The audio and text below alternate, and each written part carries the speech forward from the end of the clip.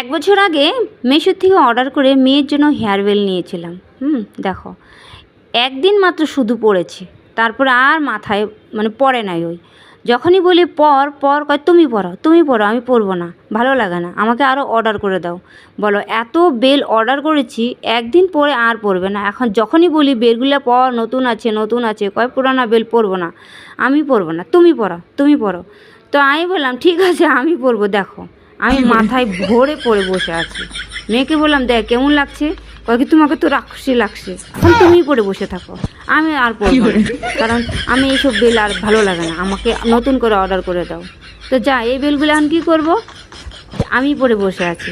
এই বেলগুলো মেয়েকে যদি বলি বল কি সুন্দর সুন্দর বেল পর, না তুমি পরো, যা, মেয়ের জায়গায় আমি সেজে গুজে বসে আছি।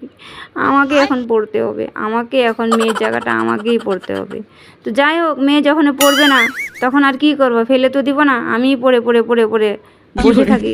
2 দিন যখন পুরানো হবে তখন রেখে দেবো কোন আমাদের।